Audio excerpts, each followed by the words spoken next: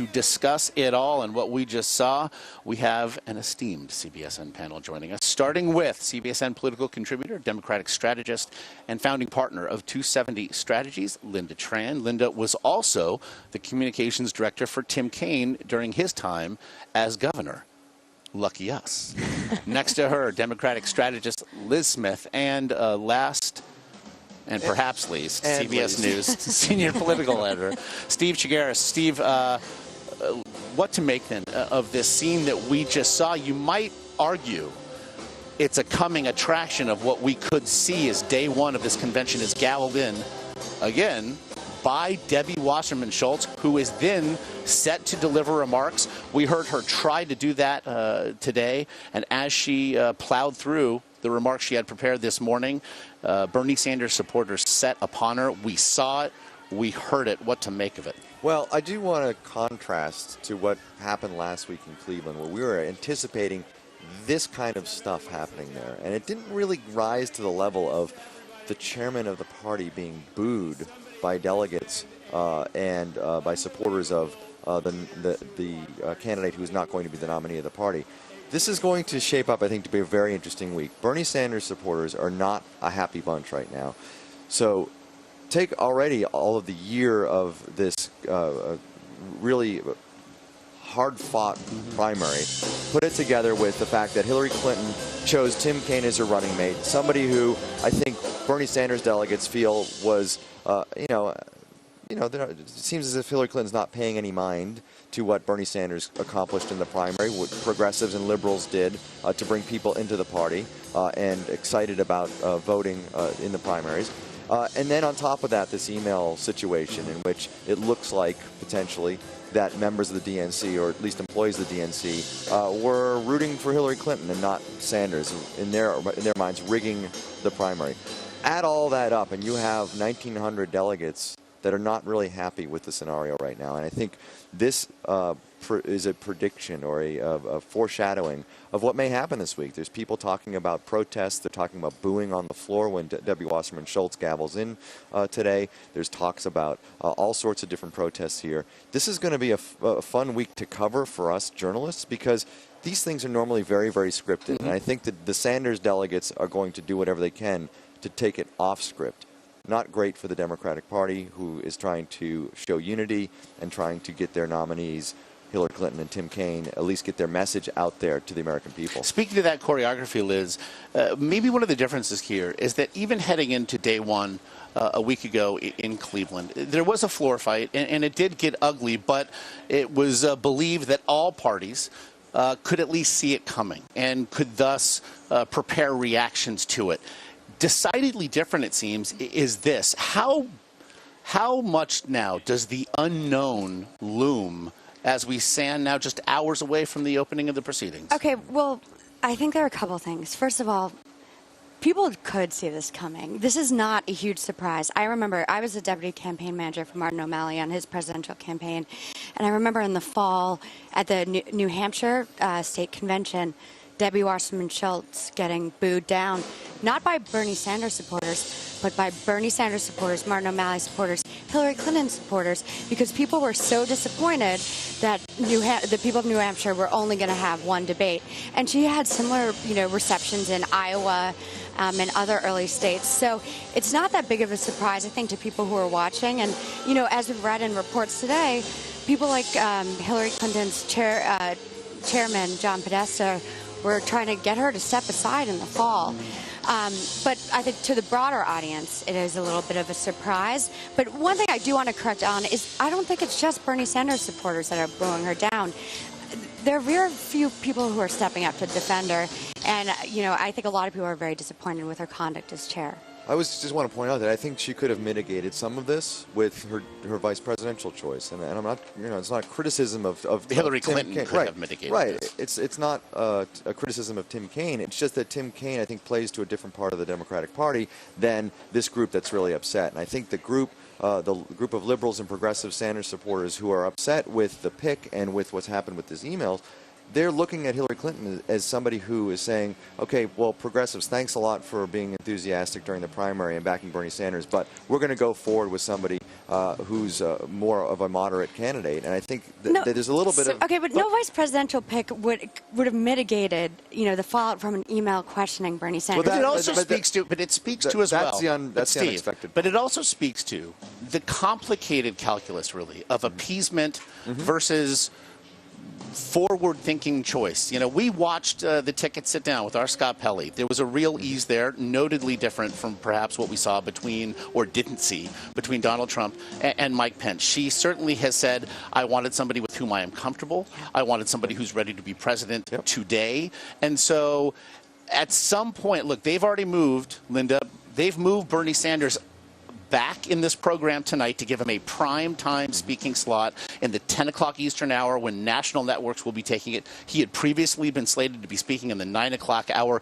We are seeing then Sanders and his campaign and perhaps his delegates appeased, but isn't there only so much that Hillary Clinton can do? And it's not just about speaking slots and having the microphone at the Democratic National Convention. There's been a ton of progress, I think, over the last couple of months and weeks towards some of the issues that Bernie Sanders made very, very clear were his priority. So on college affordability, Hillary Clinton made that announcement many weeks ago now. On the actual process with superdelegates, we heard just a couple of days ago that's going to change dramatically over the next cycle. And these were core things for Bernie Sanders and his supporters. But I do want to address what Steve said a little bit earlier, though. Understanding that there's certainly some discontent among some of the most diehard lefty progressives that Tim Kaine ended up being the vice presidential pick. The issues that we're dealing with today about Debbie Wasserman Schultz are about Debbie Wasserman Schultz 100%. There's nothing new about what we saw in these emails or the dialogue that's happening today and yesterday. She has had a troubled tenure basically since the moment she stepped into her shoes as the DNC chair. And we heard some of the conjecture and some stories about it as far back as a couple years ago. Yeah. Everything from her potentially soliciting the DNC to pay for her wardrobe and not having a great relationship with the Obama organization and the folks that she's supposed to be the strongest cheerleader for. And then at the end of the day, the prime job for the DNC chair is to be an amazing fundraiser. Not just an amazing fundraiser, actually, but the best fundraiser. And that hasn't always been the case. And so she's had a difficult time all along, and I really don't think that any vice presidential choice or really anything Hillary Clinton could have done at this point would have changed what we just witnessed. We should actually note, by the way, rehearsals are underway, and it's very interesting that of all the songs they are rehearsing, it is "We Are the Champions" that was played at the GOP convention. That Queen didn't want. Queen let them know.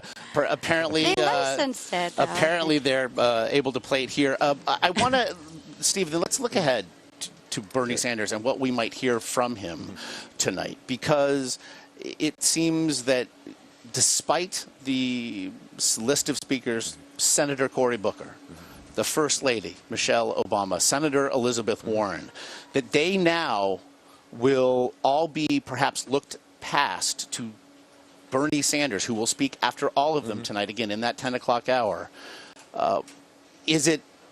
It would seem, if nothing else, a lot is now riding on what he might say down there on the convention hall. I mean, this could be either perhaps everybody could find a way to get along for the next 3 days, or he could really fan the flames. What do you expect?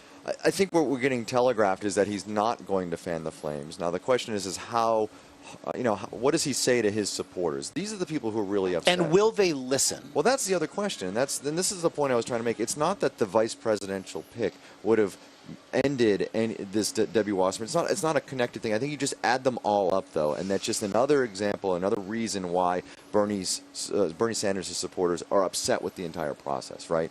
So he has to speak to them, but at the same time, I think he's got to continue with his full-throated endorsement of Hillary Clinton, right? And I think what we're getting at least telegraphed is, at least from his campaign manager and others, is that he will continue to do that. He's going to talk about Democratic unity. The question is, do his supporters buy it? They seem to have a laundry list of issues that have made them upset, all the way down to the procedural and rules and the future of the party issues that he's not going to be able to really address, I think, definitively in his remarks tonight. But the question is what does he say specifically to the 1,900 people that are going to be in his audience that are not happy with how this process is all played out?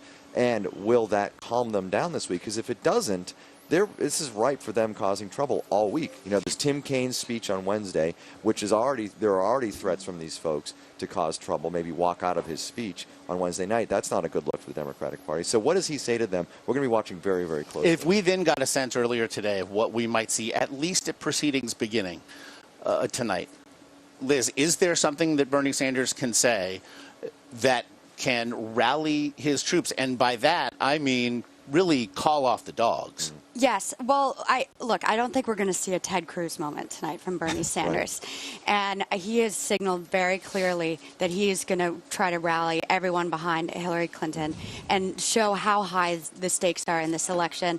And I think it's really smart of them to put him in the primetime hour because he's someone who brought all the energy to this primary. And he's the only person who can really help deliver people. And so I expect him to give a full-throat endorsement. I expect him to also stay very clear of the DNC drama and Debbie Wasserman Schultz. Look, he got the victory. Is it possible that he can't? I mean, these sound like great ideas, but then the stagecraft will happen. The highly choreographed optics will play out. Is it possible that he can? Yes, look, we saw him yesterday on the Sunday shows, and even then he was relatively muted, I thought, in talking about her. And I think now that she's stepping down, what more is there to say? And I think he's going to take the high road relative to her.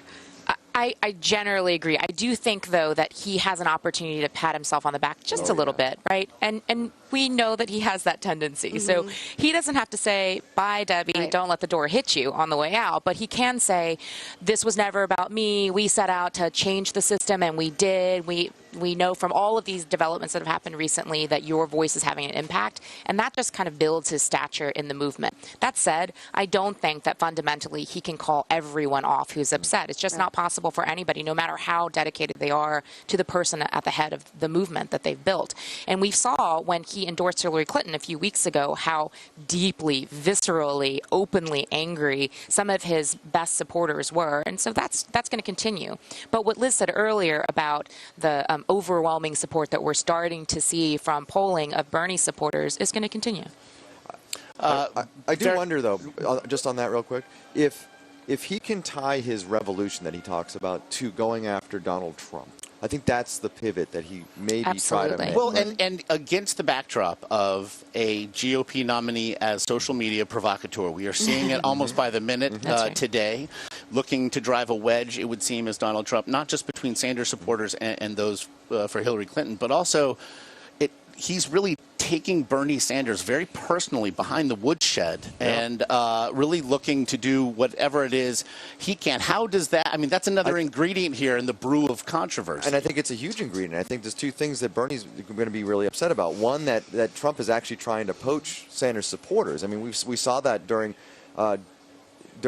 Trump's speech, and we mentioned Bernie Sanders twice in his speech. And secondly, these insults that he's been lobbing on Twitter at Bernie Sanders. Again, I think this is an opportunity for Sanders to really try to morph this revolution into not winning the Democratic nomination, because that's done, but really how can he turn this against Donald Trump? And I think you're going to hear a lot of that in his speech tonight. Pity we've had so little to discuss thus far. There's nothing happening around here. Things have yet to begin. Esteemed panel, we do appreciate, of course, you're with us all week long.